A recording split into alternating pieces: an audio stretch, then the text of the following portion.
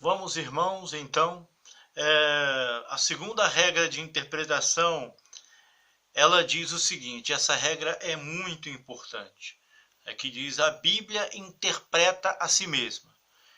No que concerne ou no que consiste essa regra? Deve-se ler uma passagem difícil comparando-a com uma passagem mais fácil que seja que seja uma passagem paralela. Então, nesse caso, por exemplo, se eu não consigo entender uma passagem, então eu devo me remeter a uma outra passagem para ver as diferenças que uma passagem tem da outra, para que a passagem, o texto, o versículo mais simples venha explicar aquele mais difícil que eu não consegui entender.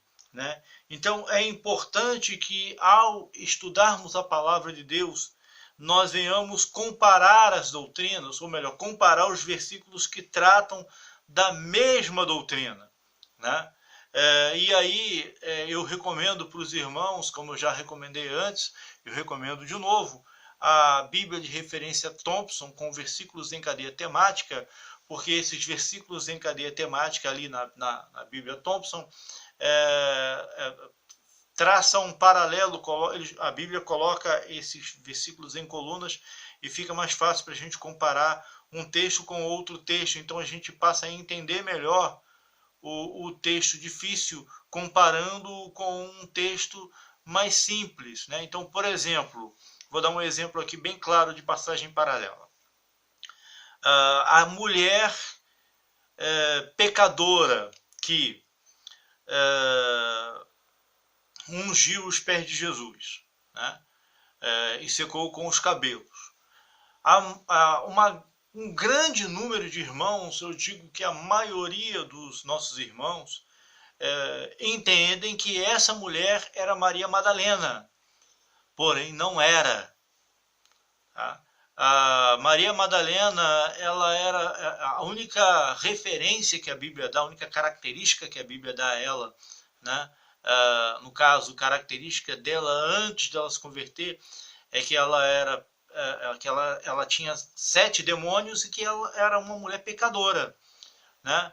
Então alguns dão a Maria Madalena o título de prostituta, quando na verdade ela não é. E deve-se entender que existem duas passagens que elas são semelhantes, mas não são paralelas. Por exemplo, a mulher que chora, que lava os pés de Jesus com suas lágrimas e seca com os cabelos, não é a mesma que unge os pés de Jesus e seca com os cabelos. Não é a mesma. A primeira mulher, ela lava os pés de Jesus com suas lágrimas, beija os pés de Jesus e depois seca com os seus cabelos. A segunda mulher, ela vai ungir os pés de Jesus com um unguento muito caro, né? E depois ela vai secar os pés do Senhor. Essa mulher que ungiu os pés de Jesus, a Bíblia deixa clara lá no Evangelho de João que se trata de Maria, irmã de Marta e irmã de Lázaro, né? Então, as passagens paralelas, elas explicam uma a outra, né? Então, é preciso também ter um certo cuidado com as aparentes contradições da palavra de Deus. Porque, por exemplo, em um evangelho da Bíblia diz que existia um cego em Jericó. Em outro evangelho diz que eram 2 cegos de Jericó. Qual é a diferença de um para o outro?